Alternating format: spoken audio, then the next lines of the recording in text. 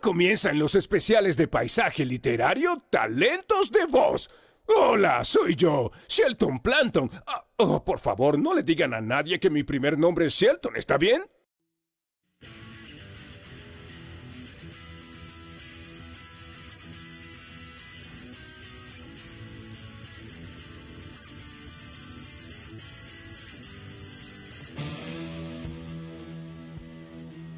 Talentos de Voz.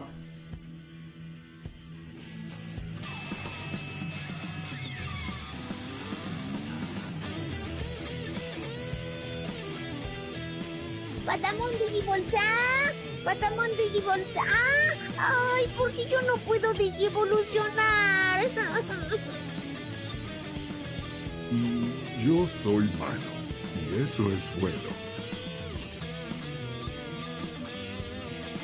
¡Cadena de Andrómeda!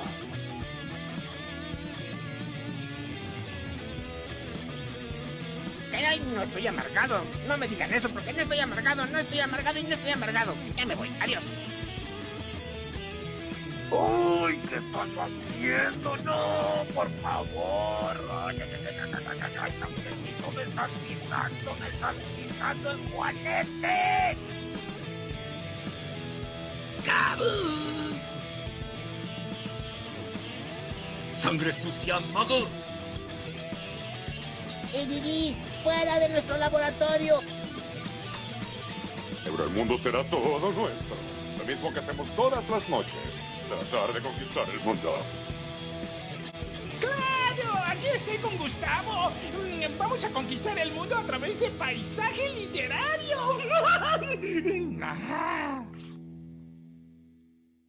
Buenas. Bienvenidos al 35º especial de Talentos de Voz en Paisaje Literario. Un programa dedicado a esas voces que nos hicieron imaginar miles de mundos. Hoy vamos a estar charlando con el actor de doblaje, locutor y productor venezolano Frank Martín Carreño Pinango, más conocido como Frank Carreño. Frank es el creador y director de Voces de Marca, la Universidad de la Voz, entrenador de acento neutro de políticos, ejecutivos y nuevos talentos en diferentes países, así como conferencista internacional.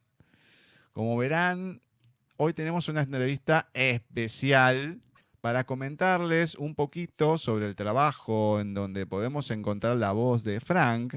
Está el de Tontoide en Fenomenoide, el Gallo Claudio en Tiny Toons y Animania, Chucky en La novia de Chucky, Gogo Dodo en Tiny Toons, Kerry Mahoney en La Academia de Policías, la serie, Chris Potter en Kenan y Kel y el fabuloso Pinky en Animania y Pinky y Cerebro y otras series más que han venido de la mano de Warner y Steven Spielberg.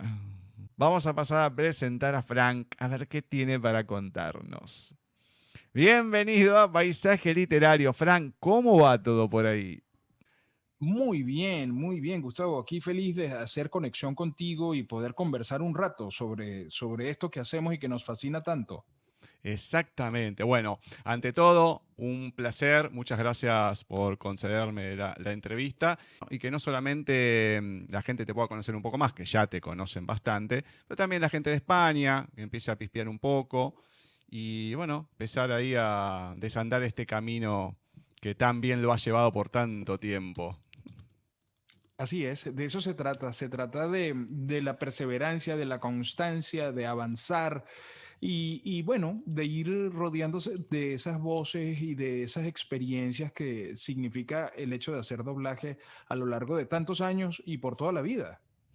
Exactamente. A ver, ¿cómo es que nace en vos esta inquietud por el arte, por la actuación?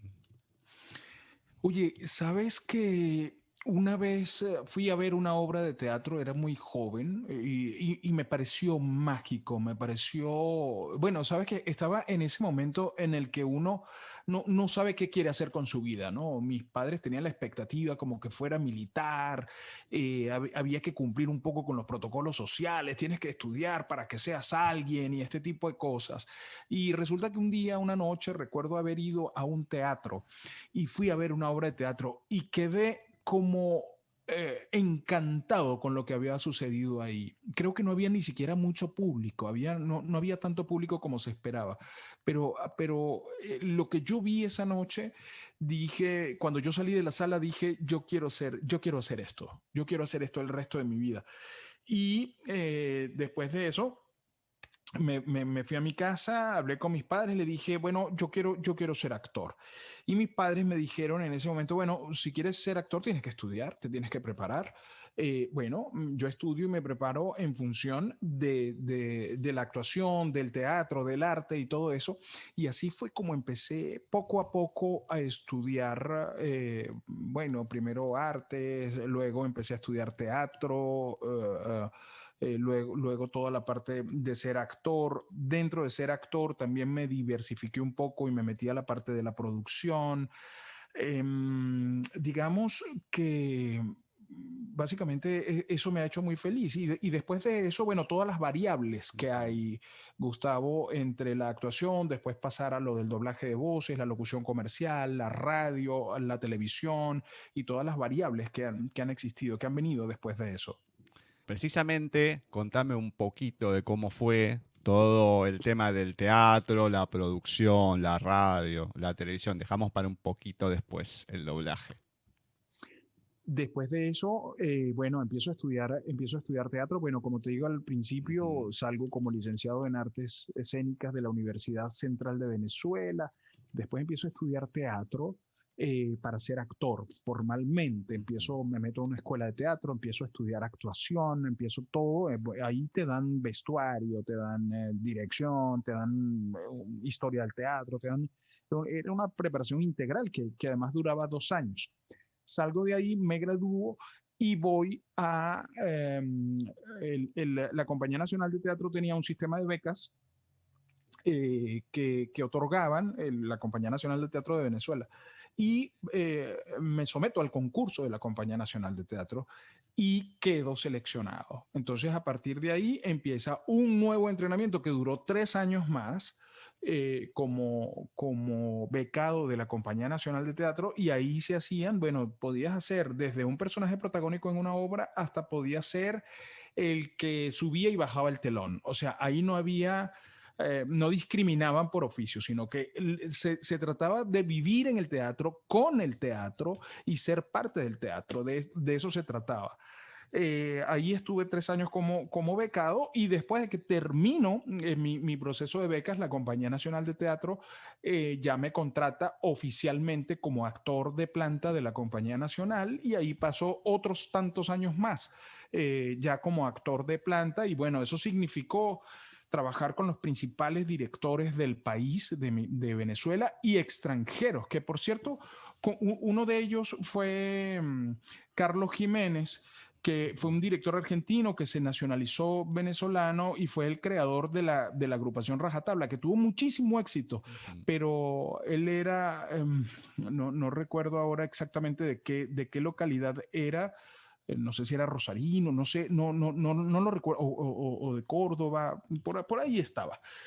No era de Buenos Aires. Bueno, sabes que por esa época muchos argentinos se fueron a Venezuela, bueno, por temas políticos, por la situación que se estaba viviendo en Argentina durante esos años, te estoy hablando de los años 70, e hicieron vida en Venezuela. Entonces, mucho de nuestro teatro está salpicado del talento argentino. Estaba Carlos Jiménez, estaba Horacio Peterson, que también era argentino. Estaba Juana Sujo, que también era argentina. Había mucho talento argentino en Venezuela que hizo vida en el teatro, que nos alimentó, que nos retroalimentamos. Y eso nos hizo crecer muchísimo y tengo los mejores recuerdos del talento argentino que hizo vida en Venezuela, ¿no? Sí, sí, sí, exactamente. De Rosario es Carlos Es, Jiménez. es Carlos Jiménez, Sí, ¿no? sí, sí. Y además, sí, es como decís, hubo una época que acá de la Argentina se fueron muchos y uno de los principales países donde recayeron fue en Venezuela. Sí, sí, Sí, sí, exactamente, sí, sí, mucha sí. gente. Mucha gente, mucho talento, mucho talento y eso fue espectacular porque, bueno, sabes que de las cosas, a ver, emigrar siempre, yo no sé si te ha tocado en algún momento, pero emigrar siempre es complicado. Pero Ujú, lo maravilloso que tiene la emigración es que se produce una riqueza entre lo que está y lo que llega. Se empiezan a ujú. producir estos futures, como lo llaman ahora, estas alianzas, estas mezclas y ahí pasan cosas sumamente interesantes porque tú traes tu empanada argentina y yo te doy la Mm. mía venezolana y entonces lo mezclamos. O la forma de hacer el asado de ustedes lo hacemos con la carne, con los cortes venezolanos y entonces sale una tercera forma de hacer asado que es espectacular. Entonces eso nos hace crecer mucho como sociedad, nos hace crecer mucho como colectivo y eso fue lo que pasó en Venezuela. Mm. Sí, acá pasó sí, entre principio y mediados, un poco antes del siglo pasado, con toda la inmigración. Argentina está plagada a ver, está conformada por inmigrantes de todo tipo, ¿no? Ujú. De Latinoamérica, de Europa, entonces es como que no...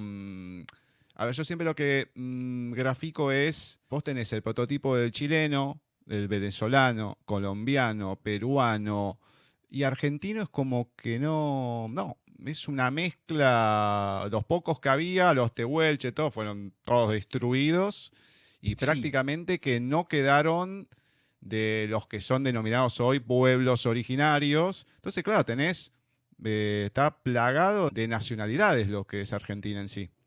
sí, claro, sí, sí, sí, he leído algo sobre eso, sobre ese gaucho originario, el Ujú. propio, ¿no? De la Pampa Argentina, que está ahí, que se forjó ahí, que creció ahí, y sí, la inmigración creo que fue como desplazando eso, ¿no? Ujú. Comentame sobre dos cosas. Sobre el programa de radio Músicos, Poetas y Locos, y también, que me interesa bastante, para que se difunda, lo que es Voces de Marca. Te cuento de Músicos, Poetas y Locos, fue un proyecto que nació en el 2003 aquí en la ciudad de Miami.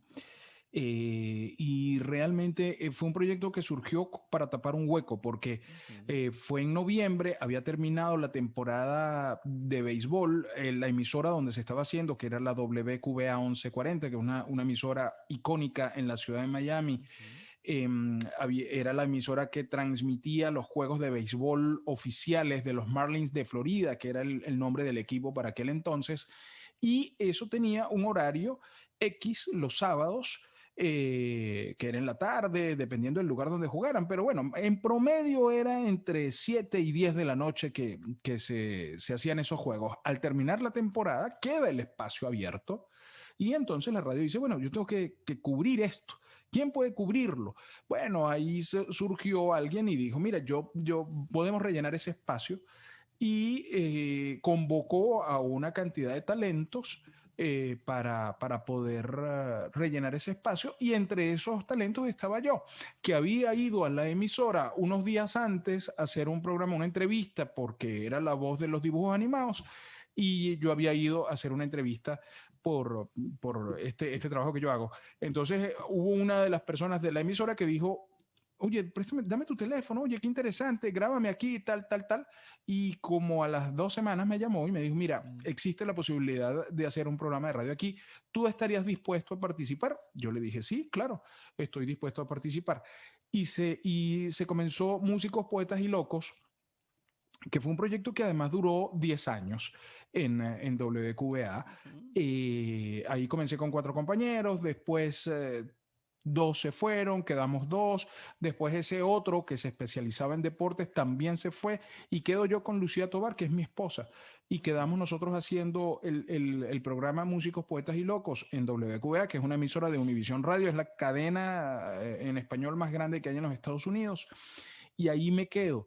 Y toda mi carrera, yo hice radio en Venezuela también, pero casi toda mi carrera, casi toda mi carrera radial la he hecho aquí en Estados Unidos. Muy poco hice en Venezuela, hice unas cosas muy referenciales, muy poco, a lo que hay que hacer muy poca referencia, pero toda la carrera la hice aquí y por supuesto ahí también fui productor de transmisiones en vivo de la emisora. Bueno, la emisora depositó mucha confianza en todo, en mi criterio como productor y como talento. Y bueno, hasta ahí estuvimos como hasta el 2013 y luego ya no lo hicimos más y hace como un par de años empezamos con VDM Radio, que es la emisora, la plataforma de comunicación comunicacional de voces de marca, que es el proyecto del cual también me hiciste mención, que es ese centro de capacitación para la voz que funciona desde acá, desde Miami, pero funciona para todo el mundo. Bueno, contame precisamente esto de Voces de Marca, qué es bien, cómo la gente puede, a dónde debe entrar, qué se puede hacer. Voces de Marca, como te decía anteriormente, es un centro de capacitación para el talento de la voz que nace aquí en Miami, en los Estados Unidos. Yo tengo 17 años viviendo acá en Estados Unidos. Voces de Marca tiene 13. Y en un principio surgió porque como un portal de voces, es decir, era ese portal donde los talentos de voz de la locución comercial venían y se colocaban, porque no existía Facebook, no existía Twitter, no existía Instagram, no existía nada de eso, y ahí se afiliaban los talentos. Entonces, en lugar, digamos, de uno ir como era antes, Gustavo, no sé qué edad tienes tú, pero antes uno venía con un disco y ahí estaba, por ejemplo, toda mi demo, todo lo que yo había hecho con voces o lo que podía hacer y todo ese tipo de cosas. Y entonces yo venía, lo ponía en un CD y me iba de estudio en estudio por toda la ciudad de Miami repartiendo mi demo para ver si alguien me llamaba para hacer comerciales. Entonces nosotros propusimos, bueno, vamos a hacer esto, pero en un portal donde la gente pueda ver la foto del locutor y pueda escuchar su demo. Y ahí creció vocesdemarca.com, que se llamaba vocesdemarca.com, Voces Hispanas. Leía yo ayer en una foto que posteamos a través de la cuenta. Pero luego la gente empezó a preguntar, cuando todo empezó a hacerse más conocido, la gente, oye, pero ¿cómo hago yo para hacer eso? ¿Cómo hago yo para hacer voces de dibujos animados? A mí me gustaría intentar hacer esto. Y entonces eso nos llevó, empezamos con unos workshops, luego empezamos a hacer cursos de doblaje de voces, luego empezó todo eso y de ahí se destapó la olla, como decimos nosotros. Y luego de eso nos fuimos a Colombia y en Colombia fue la locura. Entonces dijimos, no, ¿sabes qué? Vamos a llevar esto más hacia la academia, vamos a llevarlo más hacia la formación. Después de eso, volvimos a Venezuela y en Venezuela abrimos una sede inmensa que tenía 4 estudios de entrenamiento que funcionaban simultáneamente, donde se veía además de doblaje de voces, locución comercial, producción de radio, presentación de televisión, todos estos cursos se dictaban simultáneamente y ahí nos consolidamos. Después la situación en Venezuela se complicó, nos vinimos a Miami y seguimos trabajando desde Miami. Nuevamente, bueno, realmente nosotros no nos fuimos nunca de Miami, siempre íbamos y veníamos. Y volvimos a Miami para establecernos nuevamente, cerramos Venezuela y nos quedamos con la sede de Miami y empezamos a trabajar todo lo que fue el entrenamiento online. Es decir, todas las personas de todo el mundo pueden participar, pueden ser egresados de Voces de Marca porque lo pueden hacer de manera online, pueden recibir el entrenamiento y ahí hay una plataforma, ahí hay videos, ahí hay aplicaciones para trabajar, ahí hay libretos, ahí hay guías, ahí adentro hay de todo y tú entras con un username, con tu usuario y entras con tu clave y es tuya personal, más nadie entra sino tú. Me encanta, me encanta. Bueno, siempre hay inquietud de la gente, mucha gente le gusta, así que, bueno, ahí está bueno para saber. Sí, total. Me gustaría saber qué representa, qué es la literatura en tu vida, qué papel juega.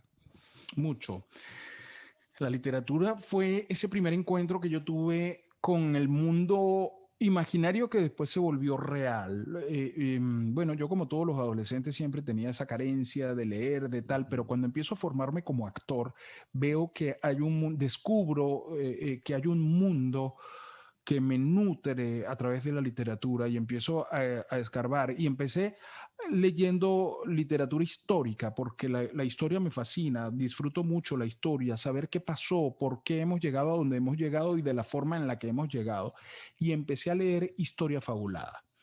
En Venezuela había alguien que hablaba de la historia fabulada que se llamaba Francisco Herrera Luque y empecé a leerme todos sus libros, pero como enfermo, Gustavo. O sea, era como una adicción lo que me había producido eso cuando yo descubrí la posibilidad que tenía de descubrir un mundo a través de la lectura. Y fue maravilloso. Luego de eso, bueno, lógicamente leerse todos los clásicos del teatro universal, desde el teatro griego hasta nuestros días, porque eran materias obligatorias, entender la comedia del arte, entender todo esto, la única forma de hacerlo en aquel momento era a través de los libros. Entonces uno siempre andaba con un libro gruesote en la mano, en el brazo. Ahorita, así como la gente lleva el teléfono ahora, antes se llevaba un libro. Claro. O mucha gente llevaba un libro o llevaba un periódico. Ya todo eso pues está solamente en el teléfono. Entonces la literatura para mí fue maravilloso, a pesar de que, por ejemplo, nunca me pude leer El Túnel, te lo confieso, nunca me pude leer El Túnel de Ernesto Sábato, nunca lo pude leer. Cuando me tocó en primero o segundo año, pues busqué un resumen porque no lo entendí, pero creo que era porque no me lo habían sabido explicar. La importancia y la trascendencia de la literatura. Y lógicamente por ahí he pasado de todo. Me gusta mucho el realismo mágico latinoamericano, lo he disfrutado. Ahorita estoy leyendo algo sobre actuación, justamente un libro de un maestro de actuación explicando algunos ejercicios y algunas maneras de enfocar el personaje y todo eso. Es lo que estoy leyendo ahorita en este momento, pero me he paseado por casi todo Gabriel García Márquez, por ejemplo, ¿no? Que me ha gustado. Me gusta mucho la literatura latinoamericana. Me siento muy identificada, aunque también he leído mucho literatura española, ¿no? Exactamente. Bueno, me encanta, me encanta. Bueno, entrando a lo que son los personajes que le has puesto vos, te lo voy a reagrupar en dos grupos, precisamente, para la redundancia, en este momento, ¿no? Uno tiene que ver con los Tiny Toons, como Tasmania, aunque no tenía mucho diálogo que digamos, ¿no? Gogo Dodo y el Gallo Claudio, pero también en lo que tiene que ver con un grande como Steven Spielberg, como fue Tontoide, y también creo que el personaje que la gente más te debe pedir y porque más te dice y todo, que es el de Pinky Cerebro. Contame un poco sobre estos personajes que te han llegado y que los has tenido que interpretar. Bueno, en la primera parte, que era Tiny Toons, hablamos de, bueno, el Gallo Claudio, que lógicamente es una referencia, también ha sido una referencia en la infancia de casi todos los latinoamericanos. Gogo Dodo, que tenía un tono muy agudo, también, ¿sabes qué? Una de las que puede quedar también para tus oyentes, puede quedar esta confesión, era que yo en ese momento, cuando yo hacía todas estas cosas, bueno, tenía un tono de voz que no aplicaba para los galanes, para hacer novelas brasileras, para hacer estas series donde estaban los galanes y todo eso. Y yo me fui apoyando en la voz caracterizada. Yo dije, no, mi futuro está en la caracterización. Yo quiero hacer caracterización porque por ahí es donde está, no tiene tanta demanda, es muy complicado. Fue parte de una estrategia de marketing, una estrategia de mercadeo. Y entonces me fui por la caracterización, por especializarme en la caracterización. Y se me fue dando muy bien. Cuando nosotros hacíamos eso, no teníamos la mayor expectativa de que un personaje de esos pudiera pegar. O sea, era parte de un trabajo que hacíamos todos los días y pues, bueno, buenísimo, como tantos otros trabajos que hacíamos. El Gallo Claudio, el Demonio de Tasmania, que como tú bien dices, no hablaba prácticamente. Ahí hacía Digiridingo, que también era el antagonista del demonio de Tasmania. Entonces yo grababa primero el Dingo, el Digiridingo, y luego venía y grababa el demonio de Tasmania, que grabé las últimas temporadas del demonio de Tasmania. Pero siempre trabajando con la caracterización, siempre eso me fascinaba. Yo sentía que eso era el gran trabajo y recuerdo que cuando grababa, los estudios donde nosotros estábamos teníamos unos grandes ventanales y había un pasillo, y recuerdo a mis compañeros de doblaje pararse en el pasillo, en el gran ventanal que tenía el estudio, a ver cómo yo hacía esos personajes. Lo recuerdo ahorita y lo recuerdo con mucho cariño. Se paraban ahí a ver las caras que ponía, a ver todo el esfuerzo que yo hacía por hacer mis personajes y todo esto. Pero básicamente me llevó a eso, ese amor, esa pasión que me produjo el hecho de hacer voces caracterizadas, tanto en la primera etapa, como tú dices, de Tiny Toons, Gogododo, El Gallo Claudio, El Demonio de Tasmania, y luego con Animaniacs, que lo produce Spielberg. Y hago a Tontonio, hago a Pinky, de Pinky y Cerebro. Y ahí hay habrá otros personajes que tienen participación pequeña, ¿sabes? Que uno hacía estas cosas porque hacías a Pinky y de repente después hacías el policía, o hacías esos personajes pequeños que eran figurantes, pero que los hacías porque como tu voz no salía tu verdadera voz, entonces lo podías hacer perfectamente. Uno siempre, o a mí, por ejemplo, me gusta preguntar, espero que en esa época no fuera tanto como ahora, de las cabinas y todo, pero cuando hay una relación que uno ve, por lo general, en lo que es una serie, un dibujo animado y demás.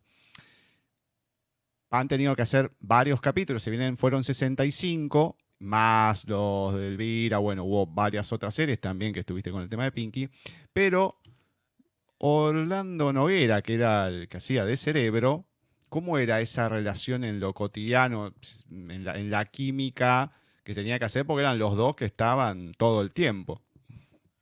Grandes amigos, todavía seguimos siendo grandes amigos y todavía seguimos hablando casi todos los días.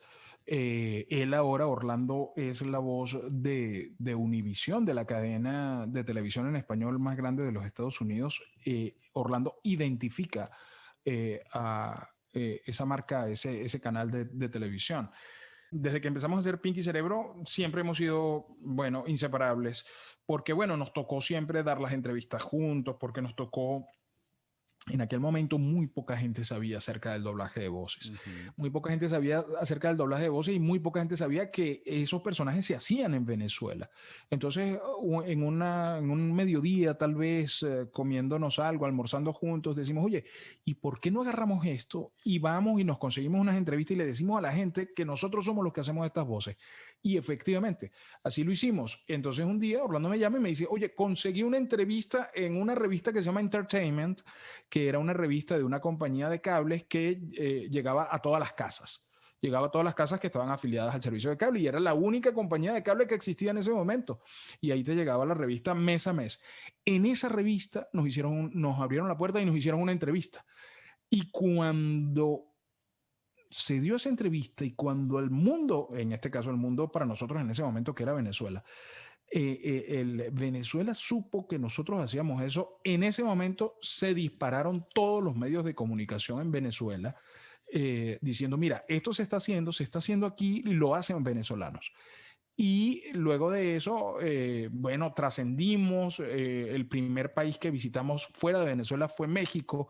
Para nosotros eso fue, bueno, glorioso, porque imagínate, México, que es la cuna del doblaje latinoamericano, estaba por primera vez pidiendo que unos actores de doblaje venezolanos fueran a México a hablar sobre los personajes, hablar sobre el doblaje, y eso muchos mexicanos lo tomaron muy mal, pero nosotros fuimos y había, bueno, la cola de gente para entrar era impresionante y todo eso. Habíamos hecho un gran revuelo. Me acuerdo que todos los colectivos, todos los el transporte público tenía calcomanías, stickers de Pinky Cerebro, todo era un movimiento en ese entonces y yo no me lo creía, Gustavo. O sea, era una cosa así porque tú decías, bueno, pero yo, imagínate tú, ¿qué voy a hacer? Yo en ese momento era gerente cultural de un banco en Venezuela, era el principal banco de Venezuela, tenía una gerencia cultural y yo estaba ahí. Y entonces, trabajando, entonces, al contrario, tuve que ir rapidísimo a México, prácticamente en 2 días, 3 días estuve en México, fui, hice la convención y me vine inmediatamente porque tenía compromisos en el banco y no podía quedarme más. Y al fin y al cabo yo no entendía qué era lo que estaba pasando, o sea, para mí eso era una locura. Y así fue cómo empezó a trascender el doblaje de manera importante. Después los mexicanos aprendieron la lección y empezaron también a sacarle punta a ellos, a todos sus personajes, a los Simpsons, a todas las series que hacían, las chicas superpoderosas, todo esto. Y bueno, hoy por hoy el doblaje es esto en lo que se ha convertido. O sea, en esta industria de los actores de doblaje, los fan-dubs, todo esto, bueno, luego el anime, la manga, todo esto, todo lo que ha crecido a nivel latinoamericano y es todo un acontecimiento. Exactamente. Bueno, yo antes de empezar a hacer estas entrevistas, nunca me había puesto a investigar, sabía de algunos, Mario Castañeda, que yo, alguno que otro, el Tartar Bisu de antes. Y cuando empecé a investigar, digo, uy, mira vos, o sea, no tenía ni idea de toda la Liga de la Justicia, como decís vos, Pinky Cerebro y demás. Y me empezó a encantar, porque uno piensa, no, todo en México. Vas conociendo las historias, cómo fue surgiendo toda la historia del doblaje y demás. Me fascina que se pueda aprovechar el talento de todos lados.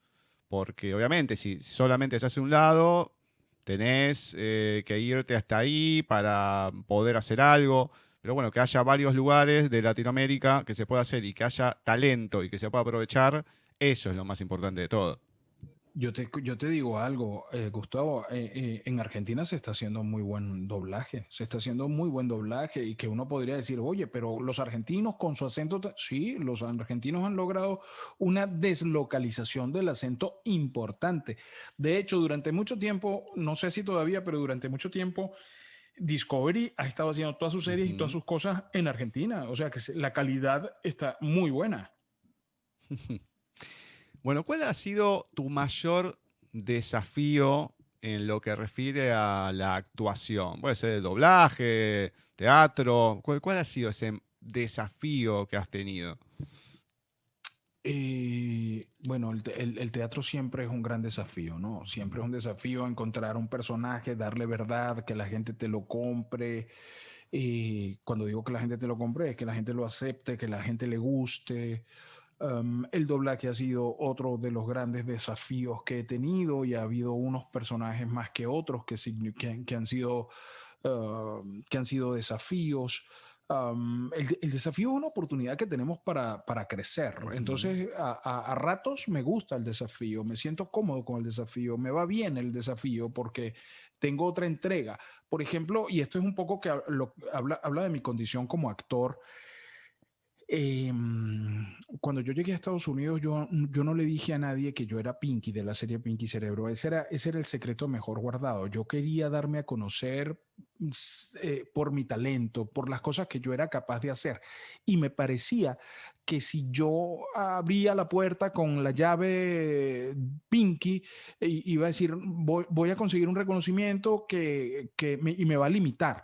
A mí me preocupa cuando yo veo talentos que se quedan clavados con un personaje y todavía, y pasan los años y él está todavía clavado con el personaje, todavía haciendo la voz, que está bien y está chévere. O sea, a mí me encanta Pinky, lo amo. Y estamos ahorita esperando la segunda temporada que empieza el 20 de noviembre y todo esto. Pero, ¿sabes? Uno tiene como esa hambre de descubrir otro Frank que está detrás de ese Pinky, algo más nuevo, algo más reciente. Ahí están puestas mis expectativas. O sea, no quiero quedarme solo con Pinky, sino quiero ojalá lograr otro gran personaje que haya pegado lo mismo o que pegue lo mismo o que pegue más que Pinky todavía, ¿no? Esas son mis expectativas. Tras eso es lo que voy, esos son mis retos actuales. Y bueno, y ojalá se dé, tengo la mejor disposición para que eso suceda. Y bueno, y hablando de desafíos, el desafío a futuro, ¿cuál? No te digo de un trabajo puntual, ¿no? Pero como vos decís, uno siempre busca más porque lo de Pinky Cerebro fue en su momento, pasó. Obviamente que por eso uno le puede gustar, lo puede ver, pero ya está, ya lo hiciste, ya cobraste por eso, queda ahí y nada más.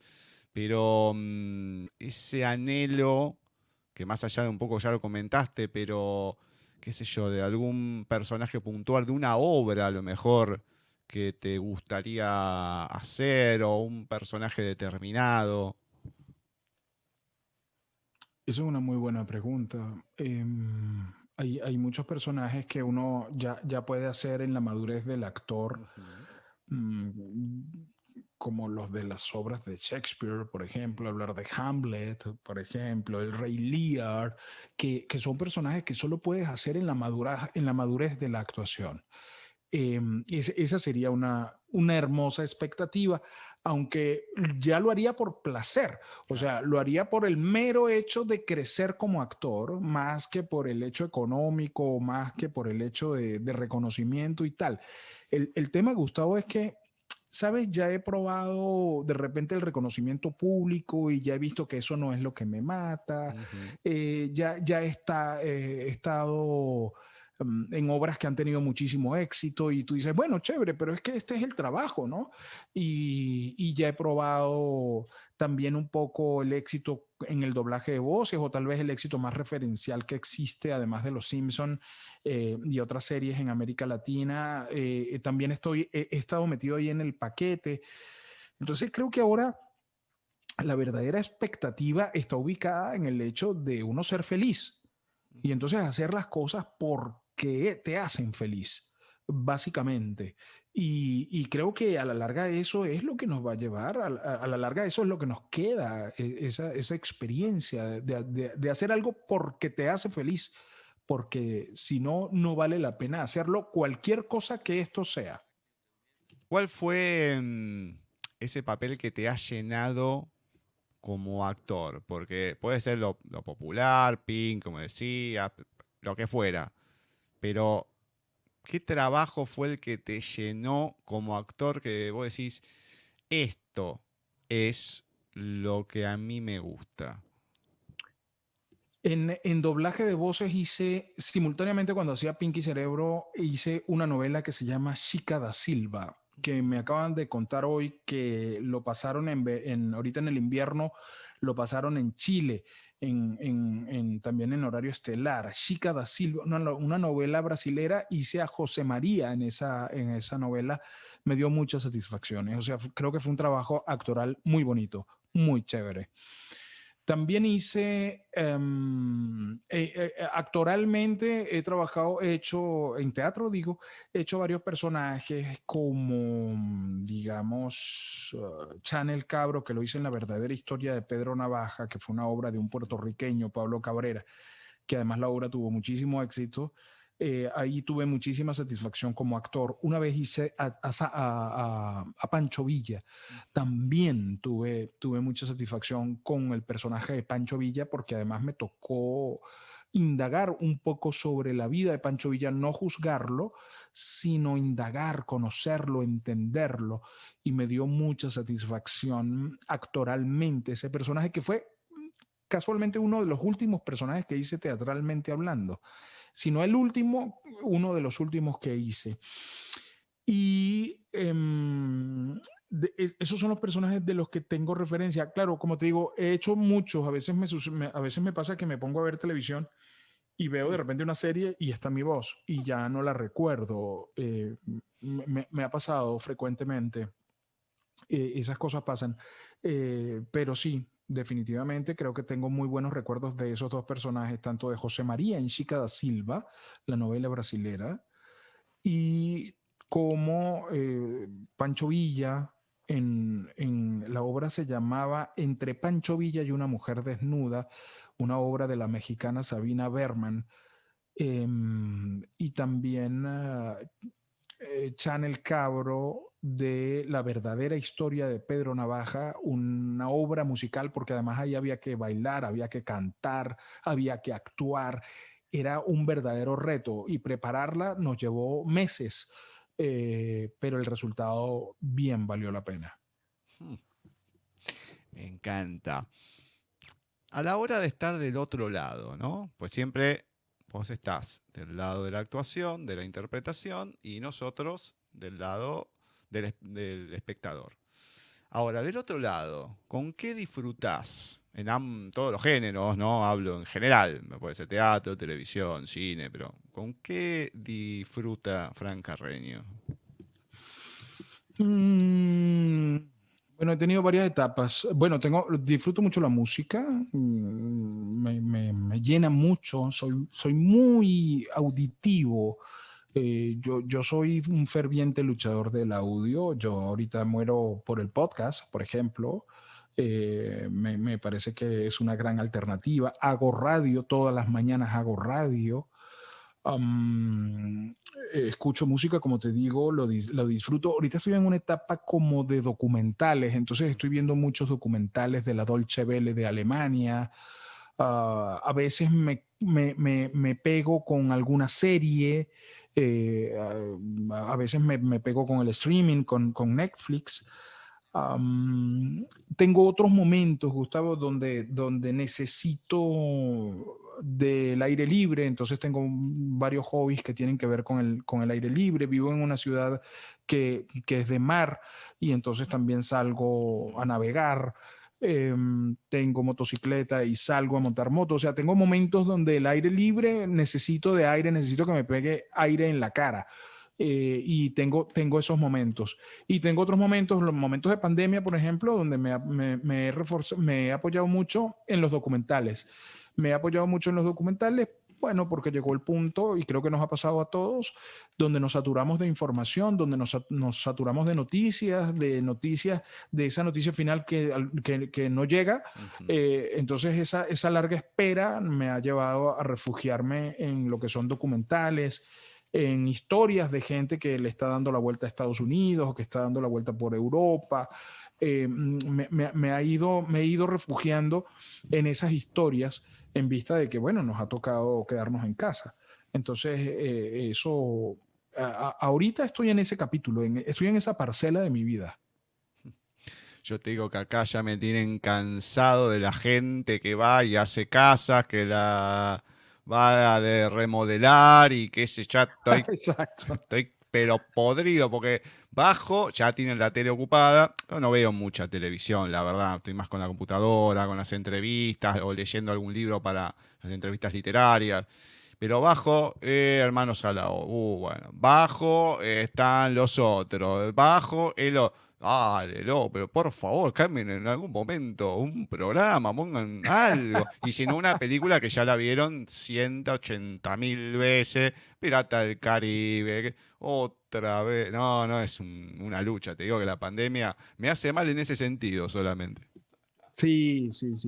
Ha pasado eso y bueno, nos han cambiado algunos gustos y algunas formas, pero bueno, nosotros somos animales de costumbre, así que nos iremos adaptando y después nos adaptaremos a la nueva realidad cuando corresponda y así iremos, ¿no? Exactamente. Bueno, antes de las últimas dos preguntas, te voy a mencionar algunos de los personajes que le has puesto vos y a ver si nos podés decir algo como si fueras el personaje. No hace falta que sea un fragmento de la película, de la serie, porque no, es lo que nazca, lo que salga. Tontoide. Tontoide, sabes que no me acuerdo de la voz, Perfecto. pero creo que era algo así, la de Tontoide, pero no la recuerdo mucho a Tontoide. De hecho, ahorita cuando me lo citaste dije, oye, es verdad, también hacía Tontoide, pero creo que era algo como esto. Tengo que buscar la referencia. No importa.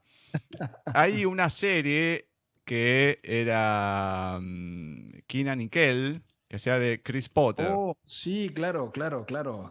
Kenan y Kel decía, oigan muchachos, ¿qué están haciendo? Ya basta, ¿eh? No quiero que se porten así. ¡Ah! Los detesto. Después estaban dos que no te voy a decir Taz, porque era toda una cosa así. Me encanta. Taz, que es mi personaje preferido de toda esa serie de dibujos, pero lo amo a Taz. Bueno, después Sí, estaba, es lo máximo, es lo máximo. estaba Gogo Dodo y el gallo Claudio. Gogododo era muy... Hola, soy Gogododo. Era sumamente, era casi un falsete alto. Ay, soy Gogododo. Hablaba un tanto así, Gogododo, ¿no? Que era una cosa extrañísima, porque no sé si era un marciano, si, qué era lo que era. Eso estaba en la imaginación de los libretistas. ¿Y el gallo Claudio? Digo, aquí estoy con Gustavo, muchachos, dando un paseo por el paisaje literario.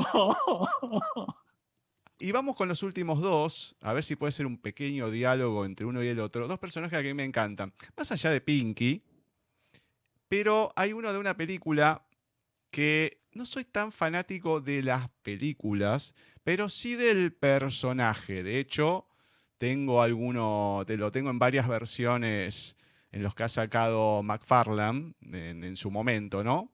Que es Ok. de la novia de Chucky, precisamente Chucky o Chucky. Hola, ¿cómo estás, Gustavo? Qué bueno tenerte aquí. ¿Realmente estás disfrutando como yo? Así hablaba Chucky. Y cerramos con Pinky, un clásico. Aquí estoy con Gustavo. Vamos a conquistar el mundo a través de paisaje literario. ¿Cómo? ¿Qué cosa? Son esas voces, esos personajes que tienen una voz que son inolvidables. Yo siempre nombro dos que a mí me han marcado, que ha sido de México, Álvaro Tarcisio con Skeletor, el Skeletor de los 80, que tenía una voz muy particular, y la de Rubén León con el Guasón. Son dos voces que me han impactado por la caracterización. Pero uno cuando escucha lo que eran esas de Spielberg, Pinky Cerebro, fueron 65 capítulos, aunque el último capítulo nunca lo pude ver en latino. Jamás lo pude encontrar. Acá no lo vi nunca en la tele, en internet tampoco lo encuentro. Pero es una voz que le has puesto, es como una marca del personaje. Es una voz que no es común. Como decís vos, te caracterizaste en precisamente hacer este tipo de voces, ¿no? Porque hay mucha gente que es su misma voz en distintos personajes. Y hay algunos que le van poniendo otra identidad más allá de la intención del personaje. Entonces, lo podrías haber hecho de las dos maneras, pero haberlo hecho de esta manera, como el de Chucky y demás, es como que es un sello y uno lo escucha y ya sabe quién es. Y eso no se logra fácilmente. ¿Sabes qué? Yo creo que uno de los principales retos que tenemos los actores en general es el hecho de alejarnos de nosotros mismos, no contaminar a los personajes con tu personalidad, con tu forma de ser, con tu forma de decir, sino distanciarte de ti. Yo creo que ahí es donde está el trabajo del actor. Es ahí donde hay que hacer el énfasis. Para mí sería muy fácil hacer los personajes con mi voz. Pero cuando hay un personaje que te da la posibilidad de distanciarte de ti, tienes que ir a por él, como dicen los españoles. Hay que ir a por él porque es la posibilidad real que tienes de ser otro, que es uno de los grandes placeres de ser actor. Entonces, siempre busqué eso, distanciarme de mí y tratar, y lo conseguí además, tratar de que la gente que supiera que yo hacía doblaje de voces nunca supiera que era yo el que estaba haciendo tal o cual personaje. Lo logré con José María, que te comentaba ahora, lo logré con Pinky, de Pinky y Cerebro, que había gente que trabajaba en la industria del doblaje, que eran directores de doblaje, que eran tal, y preguntaban, ¿y este quién lo hizo? Frank Carreño. Oh, tremendo trabajo. ¿Y este? Frank Carreño. Oh, tremendo trabajo. No te puedo creer que sea el mismo actor el que haga los dos personajes. Yo creo que ahí es donde está el principal reto del actor. Exactamente. Bueno, la anteúltima pregunta. ¿A quién te gustaría que la gente no olvide? Creo que Pinky, y creo que lo hemos logrado, de Pinky Cerebro. Creo que todavía hay gente, ya adultos, que no olvidan a Pinky Cerebro, que tú les dices Pinky Cerebro y se les dibuja una sonrisa en la cara. Creo que fue un trabajo, o sea, que fue una hermosa coincidencia lo que pasó con Pinky Cerebro, porque los textos eran muy buenos, el dibujo animado era muy bueno, la producción era muy buena y las voces terminaron siendo muy buenas. Ojalá se den más esas coincidencias, porque creo que salimos ganando todos, o sea, salen ganando los espectadores, salen ganando los talentos, salen ganando las productoras, salimos ganando todos. Mirá, yo te voy a contar una anécdota rápido. La única vez que pude ir a Estados Unidos, en el 2000, antes de volvernos, habíamos ido a un shopping ahí importante en Miami. Y el Barisay creo que era. Bueno, algo por el estilo. Okay. Y había un local de Warner. Me compré una figura grande de Patán. Que, no, eso me lo compré en un parque, creo. Bueno, no me acuerdo si en el parque o ahí, que lo adoro. Un reloj de Marvin. Y 2 figuras de Pinky Cerebro. Maravilloso. Así que vos fíjate lo que por lo menos a mí me ha gustado, y creo que a toda la gente, ¿no? Claramente por cómo lo han caracterizado en latino. Eso no hay ninguna duda. Sí, y la última, ¿quién es o cómo es también Frank Carreño como persona? Bueno, soy una persona, digamos, muy íntima. Me gusta mucho, no soy de multitudes, paradójicamente. No soy de multitudes, me gusta mucho disfrutar mis momentos de soledad, disfruto mucho los momentos con mi esposa. No soy de grandes amigos. De hecho, los 2 hobbies que te comentaba anteriormente, que era andar en moto y andar en el mar, son hobbies que no incluyen grandes multitudes, sino que incluyen grupos pequeños. Disfruto mucho esos espacios. Creo que he logrado, Gustavo, disfrutar de mí, disfrutar esos espacios conmigo, y eso me hace mucho bien, me hace muy feliz. Entonces, eso soy. Creo que también tengo mucha nobleza. Creo que soy una persona solidaria, que tengo mucha conciencia social. A mis amigos, los pocos que tengo, hablan de mi nobleza. Y pues ese soy. No tengo problemas de ego. No, o sea, entiendo punto que entiendo que este es mi trabajo, que lo he hecho lo mejor que he podido. Y listo, pero no ando restregándole al mundo, mira, yo hago esto, tú no sabes quién soy yo, ni nada de esto. No me gusta, creo que esa no es la actitud. Y nada, trato de disfrutar cada espacio, cada momento con los míos. Ese soy yo. El llevarse bien con uno mismo, que no es poco. Sí, que es la mejor forma de sentirse bien, que es con uno mismo. Exactamente. Bueno, Frank, la verdad que muchísimas gracias por el tiempo, por tu onda, por las respuestas y sobre todo por el trabajo que haces, que uno lo puede disfrutar. En teatro lamentablemente no, los que estamos de este lado, pero por lo menos en lo que son las producciones live action, dibujo animado, te podemos disfrutar de esa manera, de tu trabajo muy bien hecho, y muchísimas gracias por todo. Te mando un abrazo, Gustavo, y a través de ti a todos los argentinos, Argentina, que espero pronto, cuando todas estas cosas cambien, poder visitarlos y comerme un buen asado, hermano. Ojalá, ojalá que así sea. Cualquier cosa para comer, acá hay lugar, no hay problema. Eso es, eso es. Te mando un abrazo. Muchísimas gracias por tu entrevista y por toda tu investigación. Y nos estamos escuchando pronto. Cuando lo tengas listo, me avisas. Perfecto, bueno, quedamos así. Bueno, un Dale, abrazo un gigante. abrazo. Chao, chao. Así ha pasado por nuestros especiales en Talentos de Voz por Paisaje Literario. Frank Carreño, un terrible actor, locutor y productor.